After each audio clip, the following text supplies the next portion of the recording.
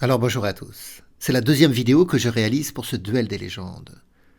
Duel des légendes qui oppose Michael Tal, l'ancien champion du monde surnommé le magicien de Riga, à Bobby Fischer. Mais est-il encore besoin de présenter Bobby Fischer, l'Américain qui a mis fin aux échecs soviétiques, à la domination des échecs soviétiques? Alors dans la première vidéo, j'avais omis de présenter le contexte de la partie. Contexte intéressant, avec des petites anecdotes croustillantes. Il faut savoir que la partie de la première vidéo a été jouée dans le même tournoi que la partie que je vais vous montrer aujourd'hui. Le tournoi des candidats de 1959. Le tournoi des candidats, c'est un tournoi très important dans l'année. C'est le tournoi qui permet de qualifier le challenger au champion du monde. Et dans ce tournoi, il y avait 8 joueurs, dont Michael Tal, 22 ans, jeune joueur, et Bobby Fischer, encore plus jeune, 16 ans, mais déjà double champion des États-Unis, adulte, à 16 ans seulement. Donc c'était les deux attractions de ce tournoi, les deux phénomènes. Et chaque joueur de ce tournoi, composé donc de 8 joueurs, jouait 4 fois contre chacun des adversaires. Et Michael Tal va totalement dominer ce tournoi. Il va jouer un jeu puissant d'attaque. Et Michael Tal va battre 4 fois Bobby Fischer dans ce tournoi. Sur les 4 parties, 4 victoires. Alors évidemment, Bobby Fischer manquait d'expérience, de précision dans ses coups, dans ses variantes. Mais les parties sont quand même très intéressantes à regarder. Et pour la petite anecdote croustillante, à l'avant-dernière ronde, Michael Tal joue contre Palbenko. Et Palbenko redoutait les pouvoirs, les soi-disant pouvoirs hypnotiques de Michael Tal. Et il est arrivé avec des lunettes noires pour jouer contre Michael Tal. Et Michael Tal, en réponse, avait fini par sortir des grosses lunettes et avait fait rire toute l'assemblée. Alors Bobby Fischer ouvre avec le pion roi E4. C5, la défense sicilienne. Le pion de l'aile vient contrôler la case centrale. Cavalier F3 pour appuyer la poussée D4. D6 et ça y est, D4, premier contact au centre. Prise en D4. Cavalier prend D4. Cavalier F6, on attaque le pion E4, cavalier C3 en défend. Et A6. Alors pour l'instant, on est sur la variante Najdorf de la défense sicilienne avec ce coup A6. Et là, les blancs jouent fou C4, la variante Sozine choisie par Bobby Fischer. C'était son coup préféré contre la sicilienne. Jouer le fou en C4. On va comprendre les idées de ce coup, parce que c'est vrai que le fou vise sur le pion en F7, un peu comme le fou le ferait contre l'italienne, enfin dans la partie italienne. Mais à la différence de la partie italienne, le pion E des noirs est en E7, il n'est pas en E5. Et donc il peut venir en E6, ce pion, entraver la diagonale du fou. Mais on va comprendre que les blancs vont chercher à détruire ce pion en E6 par la poussée F4 et F5. C'est souvent le plan dans l'attaque Sozine. Essayer de s'en prendre au pion E6 pour le détruire, parce que si ce pion E6 vient disparaître, la case des 5 va s'affaiblir et les blancs chercheront à s'implanter, en tout cas bien contrôler cette case et à s'implanter sur cette case. On verra ces plans qui vont découler dans la partie. Pour l'instant, c'est à Bobby Fischer. Il recule son fou en B3. Alors pourquoi il le recule maintenant ? Le fou peut être exposé à des attaques. Des attaques sur la colonne C avec la dame qui pourrait venir, mais également des attaques avec l'avance du pion B7 en B5. Donc, d'une manière prophylactique, préventive, le fou retraite en B3. Fou E7, et ça y est, F4. Vous voyez ? Bobby Fischer, il envoie le pion F avec la volonté de jouer F5. Petit roc. Alors là, vous allez me dire, bon, bah ça y est, les blancs vont jouer F5 avec cette triple attaque du pion E6. Mais Bobby Fischer va d'abord intercaler dame F3. Parce que sur F5, si les noirs contrepoussent en E5, le cavalier devra reculer en F3 ou en E2. Or, Bobby Fischer, il préfère placer la dame en F3, l'amener sur l'aile roi de l'échiquier. Comme ça, en cas de F5 et de contrepousser E5, le cavalier pourra revenir en E2 sans gêner la dame. Et comme ça, la dame a réussi à passer à l'aile roi. A noter que si la dame en D1 ou en F3 fera le même travail de contrôle de la case D5. Alors les noirs ont joué dame C7, c'est un coup que l'on retrouve souvent dans les défenses siciliennes. La dame se place sur la colonne semi-ouverte C et elle aide le pion D6 à contrôler la case E5 pour lutter contre aussi les poussées E5. Petit roc. En réalité, dans la position, peut-être qu'il aurait été préférable de jouer F5 maintenant. Même certainement. Il va avoir un mauvais timing, Bobby Fischer, dans cette poussée F5. Il aurait pu pousser F5 immédiatement, et sur la contre-poussée E5, on pourrait revenir en E2. Et vous voyez, la case des 5 est très bien contrôlée, 4 fois par les blancs. Alors, dans cette position, je vous ai dit, Bobby Fischer a fait petit roc. Et là, B5, joué par Michael Tal. Bien joué. Alors certains pourraient me dire, oui, mais B5, ça crée le vis-à-vis dame tour, ça ouvre la grande diagonale blanche, et les blancs pourraient jouer E5 pour attaquer le cavalier et attaquer la tour. Oui, mais les noirs pourraient répondre à cette poussée E5 par la mise du fou en B7, qui contre-attaque sur la dame blanche, et ça laissera le temps au cavalier de régler le problème, ou de prendre en E5. Donc on n'a pas peur de cette poussée E5 parce qu'on a fou B7. Et cette poussée du pion B va permettre bien sûr l'arrivée du fou en B7, mais va permettre également de jouer B4 pour déloger le cavalier C3. Le cavalier C3 il est important à la défense de E4, mais également au contrôle de la case D5. Donc B5 bien joué. Et là les blancs jouent F5. Mais il aurait été préférable de le jouer un coup avant. Parce que un coup avant, le pion est en B7, il n'était pas en B5. Et maintenant, le pion peut aller en B4. Et il faut le jouer d'ailleurs, maintenant. Parce que là, les blancs, ils attaquent 3 fois, ici, le pion en E6. Et grâce au coup B4, on va dire au cavalier, eh bien, de partir. Et donc, après, on aura le temps de jouer E5 sans redouter que le cavalier s'implante en D5. Il ne sera plus là. Alors, le cavalier a été en A4. Il est un peu puni ici au bord, au coin de l'échiquier. Et maintenant, on joue en E5. On repousse le cavalier qui vient en E2. Et on joue fou B7. Et vous voyez, les blancs n'ont plus un si bon contrôle de la case D5. Il n'y a plus le cavalier en C3 qui est là pour contrôler la case D5. Non. Les noirs contrôlent 2 fois cette case. Et il n'y a pas de pièce blanche qui va pouvoir s'implanter durablement sur cette case. Et même le pion E4 est maintenant en danger. Il a doublement attaqué. Alors, cavalier G3 a été joué. Cavalier D7, fou E3 et fou C6. Alors pourquoi fou C6 Est-ce que vous voyez vraiment l'intérêt de fou C6 Alors évidemment, le fou attaque le cavalier. Ça c'est vrai. Et donc on pourrait chercher à jouer dame à 5 pour l'attaquer 2 fois. Mais fou C6 a une autre idée. C'est de libérer la case B7 pour la dame. Et ainsi d'attaquer 3 fois le pion E4. Alors Bobby Fischer, il va reculer son fou en F2. Pourquoi ? Eh bien simplement sur dame B7 qui va être joué dans la partie, être en capacité de mettre une tour en E1 pour défendre une 3e fois le pion en E4. Mais vous allez me dire, oui mais pourquoi ne pas jouer dame à 5 ? C'est mieux. Ça attaque 2 fois le cavalier qui n'est protégé qu'une seule fois et qui n'a pas de case de retrait, il se fait attraper partout où il va. Eh bien moi au départ, je ne savais pas trop pourquoi justement la dame n'était pas venue en A5. Mais en réalité, si la dame vient en A5, elle se met sous le vis-à-vis de la tour. Et donc les blancs pourraient en profiter pour jouer A3. Parce que si on prend le cavalier en A4, les blancs peuvent prendre le pion en B4, et ils vont attaquer 2 fois le fou qui est cloué. Donc même si la dame noire prend en B4, les blancs pourront se venger maintenant sur le fou en A4. Et donc les noirs n'auront pas gagné de pièces. Vous voyez, c'est intéressant.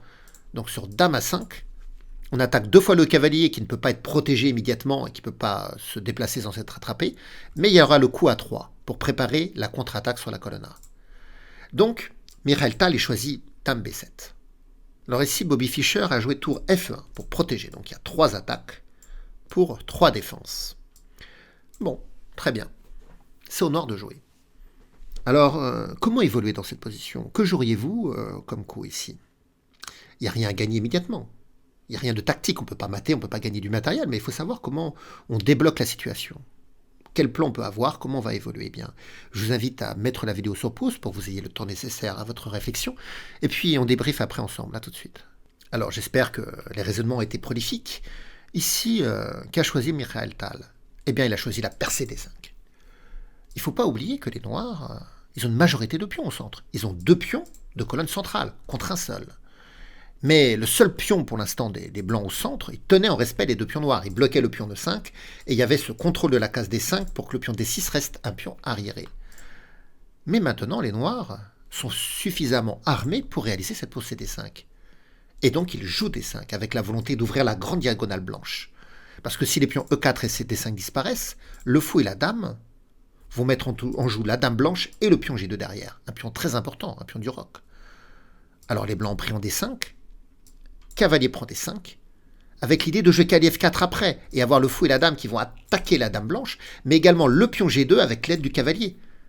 L'attaque sur la grande diagonale blanche est très forte ici. Alors, ici, cavalier E4 est choisi par Bobby Fischer. Bon, Mais cavalier F4. Et on attaque 2 fois le cavalier. Alors il est protégé 2 fois, mais on se prépare à l'attaquer une 3e fois par cavalier F6. Et comment les blancs vont pouvoir défendre encore? Alors, si on joue cavalier F6, les blancs pourront certainement prendre sur échec, c'est ce qu'ils feront. On reprendra, mais après, il y aura toujours l'attaque sur la dame et sur G2. La triple attaque, la double attaque sur la dame et la triple attaque sur le pion en G2. Alors, les blancs, ils ont joué ici C4, avec l'idée de libérer la case C2 pour que le fou vienne en C2 soutenir le cavalier. Alors, vous l'avez compris, c'est pas intéressant pour les noirs de prendre en passant. Parce que ça permettrait, alors il faut connaître la prise en passant, mais le pion avance de 2 cases, on prend sur la case de milieu, et le cavalier pourrait reprendre, venir défendre 4. Donc ça, on ne veut pas avec les noirs. Le cavalier en A4, il est mal placé. On va le laisser là, et on va jouer autrement. Et là, un super coup, en fait, réalisé par Michael Tal. Vraiment super. Il veut vraiment pouvoir accentuer l'attaque sur le cavalier, la dame et le pion. Et évidemment sur le cavalier. Alors on avait parlé de cavalier F6, mais il pourrait y avoir l'échange des cavaliers sur échec ou le coup fou C2. Est-ce que vous n'avez pas une autre idée avec les noirs? Vous pouvez à nouveau mettre la vidéo sur pause pour essayer d'avoir une autre idée. Pas facile, vraiment pas facile à trouver. Mais cette idée a mis en grande difficulté Bobby Fischer. A tout de suite. Alors, vous avez trouvé? Ici, G6. Alors, évidemment, on a la volonté de prendre pour attaquer le cavalier cloué. Mais Fischer, il prend G6. Mais l'idée, c'est que maintenant, comme il n'y a plus de pion en F5, on peut jouer F5. On a libéré le pion F pour attaquer le cavalier qui est cloué. Et donc, on va gagner une pièce. Enfin, non, parce que Bobby Fischer avait vu cette variante. Et il avait vu comment ne pas perdre la pièce. Il va jouer G7 pour attaquer la tour. Alors, si la tour vient en F7, je ne sais pas, il va peut-être y avoir la poussée du pion C5 avec l'attaque de la tour et du roi, ça peut être embêtant. Mais sur cette poussée G7, en réalité, Michael Tal, il l'a pris, il prend G7. Alors Bobby Fischer, il en profite pour décaler sa dame en G3 pour faire échec. Comme ça, le cavalier E4 ne sera plus cloué. Mais le roi vient en H8. Et le cavalier E4, il est toujours attaqué avec le pion G2 derrière, et la colonne G vient de s'ouvrir. Et finalement, même si le roi noir n'a plus le pion G et que le pion F est parti, en réalité, c'est le roi blanc qui va se faire attaquer, avec la conjonction de force, le cavalier, le fou, la dame, et bientôt les tours sur la colonne. Alors là, le cavalier est attaqué. Cavalier C5 a été joué. Il va y avoir des doubles prises, mais les blancs défendent 2 fois, par le cavalier et le fou. Donc il y a eu cavalier prend C5, fou prend C5, cavalier reprend C5, attaque la dame. Et il ne faut pas oublier que le pion est aussi attaqué. Par exemple, si on joue dame B6 pour attaquer le cavalier et le cloué, les blancs pourraient faire tour pro E5, défendre le cavalier, et en même temps supprimer le pion E5 qui défend le cavalier en F4. C'est pour ça que Michael Tal préfère jouer dame C7. Il vient soutenir le pion en E5. Dame E3, les blancs attaquent 2 fois.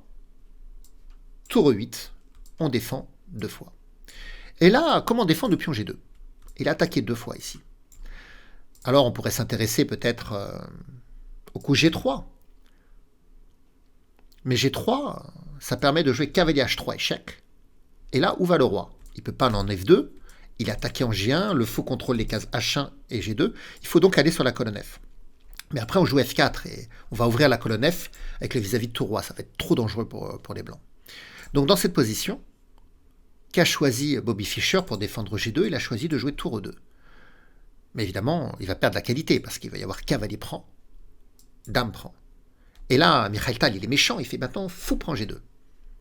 Avec l'idée que sur roi prend, il est capable de prendre le cavalier. Ou d'intercaler un échec, puis de prendre le cavalier. Alors Bobby Fischer prend en A6, attaque la dame vient en A7 faire échec, roi prend G2, tour G8 échec. Moi, je ne sais pas où aller avec le roi. Il a quoi comme case? Il y a H1, H3, F3 et F1. Je ne vois pas d'autres cases. Bon, déjà, si on vient en F1, on va exclure ça tout de suite, parce que les noirs peuvent mater immédiatement. Tour G1 mat ou dame G1 mat. S'il vient en H1, on fait un échec sur la diagonale, la dame va se placer, par exemple dame G2, et dame prend G2 mat. Donc c'est pas possible aussi. Donc déjà, F1 et H1, ça mate tout de suite. Si le roi vient en F3, je suppose qu'on peut jouer E4 échec et continuer l'attaque sur le roi. il a choisi de venir en H3. Mais en H3, le roi, il est à la bande, il est au bord de l'échiquier, c'est très dangereux. Mais bon, il n'y avait pas de salut de toute façon. Donc, Dame G7, joué. Alors là, qu'est-ce qu'on menace? On ne menace pas les mates en G4 par exemple, parce que la dame pourrait prendre. Mais par contre, on menace le mat Dame H6 échec.